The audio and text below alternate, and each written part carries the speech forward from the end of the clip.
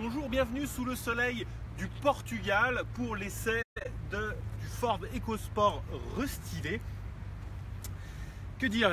Que dire, c'est que on commence très tard et je suis désolé de faire un direct aussi tard. C'est grâce ou à cause de la nouvelle compagnie d'Air France qui s'appelle Joon. Et 3 heures de retard, on est bien. 3 heures de retard, on va bosser très vite avant la nuit, mais on va y arriver. Pourquoi on est là? Pour ce Ford EcoSport restylé. Il est restylé et on voit vraiment par rapport à l'avant, avant tout, esthétique, extérieur, puisque la face avant est entièrement remodelée. Vous vous rappelez, avant, il y avait une sorte de double calandre chromée qui donnait un petit air d'appareil dentaire pour adolescents. Mais ça, c'est du passé. Maintenant, il y a une calandre un petit peu à la Kuga, à la Edge, et c'est plutôt réussi. Il faut dire qu'on partait un petit peu de loin, mais là, maintenant, c'est plus fluide, c'est quand même un peu plus dans l'air du temps, c'est plus moderne, ça s'inscrit plus dans la gamme de Ford d'aujourd'hui, et ça, c'est une bonne nouvelle. Deuxième bonne nouvelle, je t'invite à me suivre, mon cher cadreur favori, c'est à l'intérieur. Alors avant, c'était une planche de bord de Fiesta d'ancienne génération. Ça a été entièrement refait, et du coup, c'est un gros progrès en matière d'ergonomie. Et puis vous pouvez voir derrière, c'est Pierrick, un confrère qui passe dans le champ et il s'en rend pas compte, mais comme il est très beau, ça passe très bien. Donc planche de bord entièrement redessinée. Une bonne nouvelle, pourquoi? Pour deux choses. Un, on a enfin une ergonomie qui vaut quelque chose, parce qu'avant c'était vraiment pas facile. Deux, une perception de la qualité, une qualité perçue comme on dit même en français, qui est bien supérieure à avant. Et ça, c'est une vraie bonne nouvelle. Non, justement, ce n'est pas une bonne nouvelle. Non, c'est là où tu te trompes, Pierre. C'est pas une Michel bonne Holt, nouvelle. Je vais vous montrer la mauvaise nouvelle. Ouais, je vais aller nager, moi. La mauvaise nouvelle de ce restylage, c'est ça. ST-Line. ST-Line, ça veut dire haut de gamme chez Ford. Et ça veut dire que maintenant, ce Ford EcoSport qui se vend d'être assez mal, mais pour plein de raisons, ce Ford EcoSport monte en gamme, c'est-à-dire qu'on a plusieurs moteurs. On a 3 moteurs essence, 2 moteurs diesel, du 4x4, du 2 roues motrices. Et peut-être c'est ça le problème de ce Ford EcoSport, c'est qu'il est dans un positionnement un peu bizarre. Il se veut en fait comme une voiture, comme Capture, comme 2008, comme tous les mini SUV, mais là où il avait une chance à jouer, c'est dès le départ le positionner en presque face au Dacia Duster. Michel n'est pas content. Comme le Ford K+ le fait.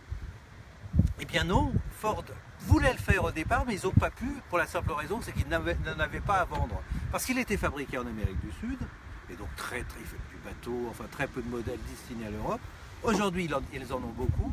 Il est fabriqué en Roumanie, et donc Ford se dit, eh ben, on va concurrencer les autres, on va faire une vraie gamme avec plein de modèles différents. Et c'est peut-être là l'erreur, parce que ce modèle qui existe quand même depuis un bout de temps maintenant n'est pas parfait, n'est pas tout à fait à la hauteur de ses concurrents, mais il va être vraiment en face, concurrentiel au niveau prix. Et c'est peut-être ça le problème de cette voiture. Qu'est-ce que tu en penses? C'est un des problèmes. Il y en a d'autres. Il y a d'autres problèmes. Non, il n'y a pas de. Si. C'est pas une mauvaise auto. Moi, il y a pas. Tu vas nous montrer le principal. Michel, c'est mon live ou c'est pas mon live? C'est vrai. C'est mon live. Vas-y. Moi, je vais vous montrer un gros problème. Alors ça, c'est hérité d'une époque que les moins de 20 ans ne peuvent pas connaître. C'est que quand il est sorti, il y avait la roue de secours qui était sur le coffre. Ça a disparu, mais par contre, on a un. Je te tourne le dos. Non, mais c'était. Et par contre, on a un. Laisse-moi finir, s'il te plaît. On a un vieux reste, c'est-à-dire que si la roue de secours était sur le coffre, il ne pouvait pas avoir un haillon qui s'ouvre vers le haut. Et du coup, maintenant, non, le feu n'est pas cassé, c'est la poignée est ici. Et on a donc une ouverture type frigo. Ça, c'est pas très pratique. Hein. Dans un supermarché, c'est un problème. Vous pouvez voir que là, ça m'attaque à la trachée. Donc ça fait partie du problème, c'est le seul à être comme ça. Toi, oui. Pour toi, c'est pas un problème peut-être? C'est pas un problème si on avait gardé la roue de secours à l'arrière où ça se justifiait, et ça donnait un look un peu différent par rapport aux autres petits SUV qui n'ont pas cette roue à l'arrière. Et je crois qu'elle est toujours disponible en option gratuite. D'accord. Bon, sinon, on a ouvert le coffre, on va regarder ce qu'il y a dedans quand même. À part nos valises, il y a 350 litres de volume de chargement, ce qui est pas mal. C'est pas ridicule. Dans la moyenne basse, mais rapporté à la longueur de cette voiture, c'est vraiment une des plus petites de la catégorie. Il fait 4,09 m et donc il est bien plus petit qu'un 2008 ou qu'un Capture.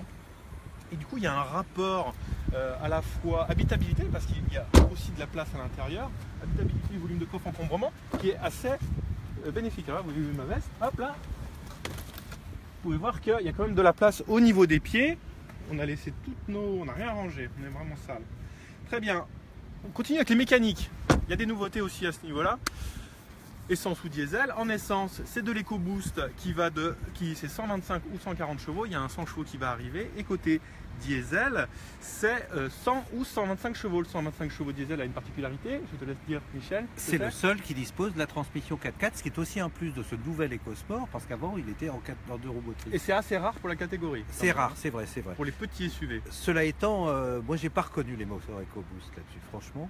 Les moteurs EcoBoost, que ce soit le 125 chevaux ou le 140 sur Fiesta. Parce qu'on a fait quelques kilomètres déjà. Sur Focus, c'est plutôt des moteurs, quand ils sont un peu cravachés quand même, c'est des 3 cylindres, mais qui ont vraiment la pêche. Et là, j'ai l'impression qu'ils sont assourdis, qui sont inexistants.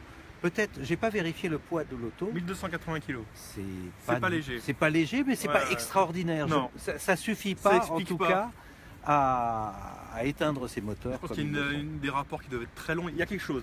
C'est sûr. On soupçonnait déjà sur le papier parce que 140 chevaux, le 0 à 100 est donné en 11 secondes 8. C'est énorme. C'est énorme. C'est un 2008 PureTech 110 est dans les 11 secondes de mémoire. Et surtout, ce même moteur EcoBoost 140 chevaux dans une Ford Fiesta, qui est une excellente voiture, 9 secondes de 0 à 100. Donc on a 2 secondes 8. Et c'est pas les 100 kg de différence. Absolument énorme. Donc il y a un loup, je pense. Moi, je pense que vu comme je ramais, toi tu avais une boîte automatique, mais moi j'ai une boîte manuelle. Comme je ramais dans les rapports, c'est que les rapports sont très longs. Mais on va creuser, on va vous trouver la solution et l'explication. Tout à fait, tout à fait. Oui, c'est ça, excellent enchaînement. Il nous reste à faire pas mal de kilomètres avant que la nuit ne tombe. Et puis pour à la fois vous faire une jolie vidéo, donc toujours au Portugal, toujours avec Pierrick derrière. Qui est très beau, autant de face que de dos.